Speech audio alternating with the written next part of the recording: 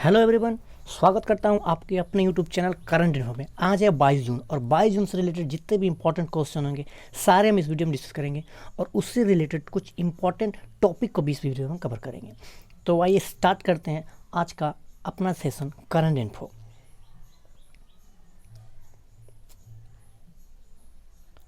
हमारा आज का पहला क्वेश्चन है, हाल ही में विश्व शरणार्थी दिवस कब मनाया गया? हमारे पास चार ऑप्शन है, ए 19 जून, बी 20 जून और सी 18 जून और डी इनमें से कोई नहीं। तो जो हमारा करेक्ट ऑप्शन हो जाएगा वह बी यानी कि 20 जून। 20 जून को हाल ही में विश्व शरणार्थी दिवस मनाया गया। विश्व शरणार्थी दिवस यानी कि वर्ल्ड रेफ्यूज डे। अच्छा, इसका मनाने का उद्देश्य क्या है? तो दुनिया में जितने भी शरणार्थी हैं उसके समाज में योगदान देने के लिए यह दिवस 20 जून को मनाया जाता है। अच्छा, बात आई है शरणार्थी की, तो शरणार्थी मतलब होता क्या है? वैसे लोग जो किसी कारण बस अपने मूल जगह को छोड़कर अपने जीवन यापन करने के लिए एक जगह से दूसरी जगह मूव करते रहते हैं, उसे ही शरणार्थी कहते हैं। अच्छा, इस बार को जो शरणार्थी दिवस मनाया गया उसका थीम क्या था? उसका थीम था एवरी एक्शन काउंट। क्या था? Every action count. यह दिवस यूनाइटेड नेशन के द्वारा मनाया जाता है। तो कई वीडियो में हमने यूनाइटेड नेशन के बारे में आपको डिटेल में जानकारी दी है। जैसे यूनाइटेड नेशन की स्थापना कब हुआ था? तो इसकी स्थापना 24 अक्टूबर 1945 को हुआ था। इसका हेडक्वार्टर कहाँ है? इसका हेडक्वार्टर न्यूयॉर्क में है। और प्रेजेंट टाइम में इसके सेक्रेटरी जनरल कौन है? Antonio Guterres. कौन है? Antonio Guterres. कल के वीडियो में हमने बताया था कि संयुक्त राष्ट्र सुरक्षा परिषद में भारत सहित 2 देशों को अस्थायी सदस्य के तौर पर नामित किया है। भारत एक हो गया, भारत, दूसरा आयरलैंड और तीसरा मैक्सिको है। अच्छा, संयुक्त राष्ट्र संघ में 2 प्रकार के सदस्य होते हैं, एक अस्थाई और एक अस्थाई। अस्थाई वैसे होते हैं जिसको समय समय पर रिमूव कर दिया जाता है। तो भारत को अस्थाई सदस्य के तौर पर 8वीं बार चुना गया है। अच्छा, अब आइए डे वाला क्वेश्चन।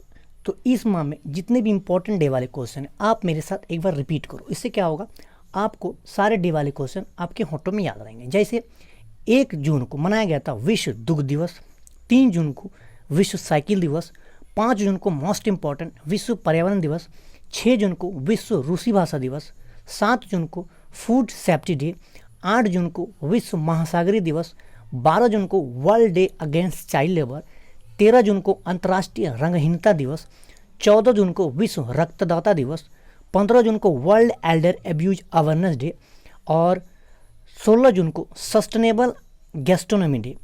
और हाल ही में 19 जून को यौन हिंसा उन्मूलन दिवस मनाया गया और आज 20 जून को विश्व शरणार्थी दिवस मनाया गया।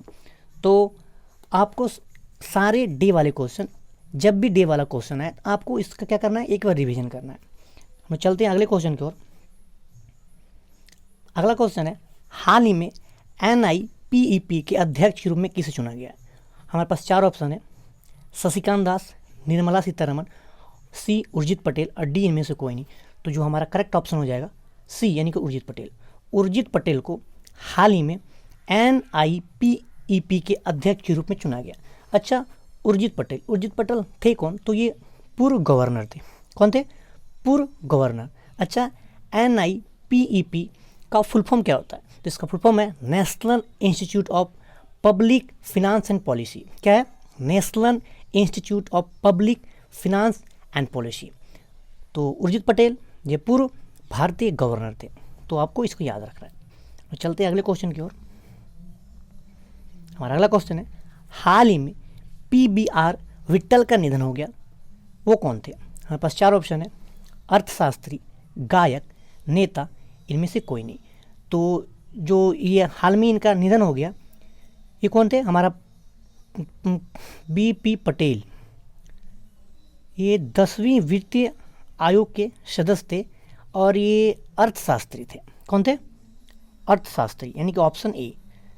हाल ही में इनका निधन हो गया, तो आपको BRP विट्ठल याद रखना है। क्यों? क्योंकि ये 10वीं वित्त आयोग के सदस्य थे। चलते हम अगले क्वेश्चन की ओर। हाल ही में किस मंत्री ने R&D पोर्टल सत्यभामा लॉन्च किया? हमारे पास 4 ऑप्शन है, रामविलास पासवान, प्रहलाद जोशी, S जयशंकर और इनमें से कोई नहीं। तो जो हमारा करेक्ट ऑप्शन हो जाएगा वो प्रहलाद जोशी। प्रहलाद जोशी ने हाल में R&D पोर्टल सत्यभामा लॉन्च किया। अच्छा, इसका उद्देश्य क्या है? तो जितने भी सरकारी परियोजना चल रही है या फ्यूचर में जो भी परियोजना चलाई जाएंगी उस पर ऑनलाइन निगरानी रखने के लिए प्रहलाद जोशी ने R&D पोर्टल सत्यभामा लॉन्च किया। अच्छा, प्रहलाद जोशी वर्तमान में है कौन? तो ये कोल एंड माइन के मिनिस्टर है। कौन है? कोल एंड माइन के मिनिस्टर है। चलते हम लोग अगले क्वेश्चन की ओर। हमारा अगला क्वेश्चन है, हाल ही में किस राज्य सरकार ने ऑनलाइन कक्षाओं पर प्रतिबंध लगा दिया है? हमारे पास 4 ऑप्शन है, मध्य प्रदेश, कर्नाटक, उत्तर प्रदेश और चौथा इनमें से कोई नहीं। तो जो हमारा करेक्ट ऑप्शन हो जाएगा ए, मध्य प्रदेश। मध्य प्रदेश सरकार ने हाल ही में ऑनलाइन कक्षाओं पर बैन लगा दिया है, बंद कर दिया है, प्रतिबंध कर दिया है। अच्छा, ऑनलाइन कक्षाओं पर प्रतिबंध लगाया क्यों गया? तो जितने भी प्राइमरी क्लास के बच्चे हैं, प्राइमरी किसमें कौन कौन आते हैं? 5वीं तक के बच्चे जो प्राइमरी सेक्शन में आते, इन पर मध्य प्रदेश सरकार ने ऑनलाइन कक्षाओं पर बैन लगा दिया, प्रतिबंध लगा दिया। इसका कारण क्या है कि जो भी बच्चे प्राइमरी लेवल के होते हैं उनका स्कूल में सर्वांगीण विकास पर फोकस किया जाता है, न कि सिर्फ पाठ्य पुस्तक पर। ऑनलाइन कक्षाओं में क्या होता है, वह सिर्फ कैरिकुलम आधारित टॉपिक को पढ़ाएंगे और उससे बच्चा को बहुत चीज़ समझ में भी नहीं आएगा और वह इस लेवल के नहीं होते हैं कि सारे कंटेंट को अच्छी तरह से समझ पाएँ। दूसरा, वो जब स्कूल जाते हैं तो स्कूल में उन्हें प्लेग्राउंड पर भेजा जाता है, ड्राइंग करवाया जाता है, योग कराया जाता है, डांस क्लास लिए जाते हैं। तो इन सब से क्या होता है, इन सब से उनका सर्वांगीण विकास होता है और ऑनलाइन कक्षा में यह नहीं हो पाता है। अच्छा, बहुत बच्चे ऐसे होते हैं जिन्हें भीरू कहते हैं। भीरू किन्हों कहते हैं? जो सीखने में मंदबुद्धि लायक टाइप का होता है और वह बहुत कुछ नहीं सीख पाता है। तो टीचर क्या करते हैं? केस स्टडी करते हैं। केस स्टडी क्या होता है कि जो बच्चा पढ़ने में कमज़ोर है उसके पास जाकर उससे ये जानने की कोशिश करेगा कि ये बच्चा आखिर कहाँ पर फेल हो रहा है, किस टॉपिक को नहीं समझ पा रहा है, समझने में क्या दिक्कत आ रही है। तो ये सब कारण है जो ऑनलाइन कक्षाओं में संभव नहीं हो पाता है। इसीलिए मध्य प्रदेश सरकार ने ऑनलाइन कक्षा को प्रतिबंध लगा दिया है। अच्छा, इससे पहले भी मैंने एक वीडियो में बताया था आपको कि इससे पहले कर्नाटक सरकार ने भी प्राइमरी सेक्शन के बच्चों के लिए ऑनलाइन कक्षाओं पर बंद कर दिया है, प्रतिबंध लगा दिया है। तो एक हो गया कर्नाटक और आज की वीडियो में हमने पढ़ा मध्य प्रदेश। तो 2 ऐसे राज्य हैं जिन्होंने ऑनलाइन कक्षाओं पर प्रतिबंध लगा दिया है। चलते हम लोग अगले क्वेश्चन की ओर। हाल ही में एशियाई फुटबॉल परिसंघ ने 2022 महिला एशियाई कप की मेजबानी के अधिकार किस देश को दे दिया है? हमारे पास 4 option, A France, B Bharat, C Qatar और डी इनमें से कोई नहीं। तो जो हमारा करेक्ट ऑप्शन हो जाएगा वो है अपना देश भारत। हाल में ही एशियाई फुटबॉल परिसंघ 2022 महिला एशियाई कप की मेजबानी का अधिकार भारत को मिल गया है। अच्छा, AFC यानी कि एशियाई फुटबॉल परिसंघ, इससे पहले 1989 में भारत को ये मौका मिला था मेजबानी करने का और अब 2022 में फिर से भारत इसका मेजबानी करेगा। अच्छा, इसकी स्थापना कब हुई थी? किसकी स्थापना? एशियाई फुटबॉल परिसंघ का। तो इसकी स्थापना 8 मई 1954 को हुआ था और इसका हेडक्वार्टर मलेशिया में है और जो इसके प्रेजेंट टाइम में प्रेसिडेंट है वो सलमान बिन अल खलीफा है। कौन है? सलमान बिन अल खलीफा। तो इस क्वेश्चन से मैं इतनी सारी बातों को ध्यान में रखनी है। बढ़ते हम लोग अगले क्वेश्चन की ओर। हाल ही में TS वेदर नामक मोबाइल ऐप कहाँ लॉन्च हुआ? वेदर, आपको क्वेश्चन से ही लग रहा है वेदर यानी कि मौसम संबंधित ये ऐप है। तो हमारे पास 4 ऑप्शन है, तेलंगाना, महाराष्ट्र, झारखंड, इनमें से कोई नहीं। तो जो हमारा करेक्ट ऑप्शन हो जाएगा वो ए यानी कि तेलंगाना। हाल में ही तेलंगाना में TS वेदर नामक मोबाइल ऐप को लॉन्च किया। अच्छा, इसका उद्देश्य क्या है? तो जितने भी किसान हैं उन्हें मद्देनज़र रखते हुए ये ऐप का अनावरण किया गया है। इसमें होगा क्या? तो ये समय रहते ये मौसम के बारे में अच्छे से जानकारी ले पाएंगे और फसल संबंधित कटाई हो चाहे बुआई हो वो समय रहते कर लेंगे। अच्छा, बात है तेलंगाना की। तो तेलंगाना के CM कौन है? के चंद्रशेखर राव और वहाँ के राज्यपाल हैं तमिलसाई सौंदरराजन। कौन है? तमिलसाई सौंदरराजन। अच्छा, यहाँ की राजधानी क्या है? तो यहाँ की राजधानी हैदराबाद है। तो जब भी राज्य वाला क्वेश्चन आता है आपको वहाँ की राजधानी, राज्यपाल और CM आपको याद होने चाहिए। चलते हैं हम लोग अगले क्वेश्चन की ओर। हाल ही में सुप्रीम कोर्ट ने किस राज्य में शुरू होने वाले भगवान जगन्नाथ की यात्रा पर रोक लगा दिया है। हमारे पास 4 ऑप्शन है, पंजाब, राजस्थान, उड़ीसा और डी इनमें से कोई नहीं। तो जो हमारा करेक्ट ऑप्शन हो जाएगा वो उड़ीसा। उड़ीसा की जगन्नाथ मंदिर पूरे भारत में प्रसिद्ध है और इस साल सुप्रीम कोर्ट ने यहाँ पर जो जगन्नाथ की यात्रा निकलते हैं इस पर बैन लगा दिया। अच्छा, इसका कारण क्या है? तो अभी भारत में कोरोना वायरस काफ़ी संख्या में कोरोना के मरीज दिन ब दिन बढ़ते जा रहे हैं। तो अगर जगन्नाथ जी की यात्रा अगर निकाला जाएगा उड़ीसा में तो होगा क्या, बहुत सारे लोग वहाँ पर इकट्ठा होंगे और उससे कोरोना बढ़ने की संभावना बढ़ जाएगी, क्योंकि कोरोना ही जब तक आप एक दूसरे से टच नहीं करोगे कोरोना नहीं बढ़ता है। तो इस सब को देखते हुए सुप्रीम कोर्ट ने जगन्नाथ यात्रा पर बैन लगा दिया है। अच्छा, ये उड़ीसा में जो होने वाला था ये पुरी में 23 जून को आरंभ होने वाला था, लेकिन फिलहाल इसमें सुप्रीम कोर्ट ने इस पर प्रतिबंध लगा दिया है।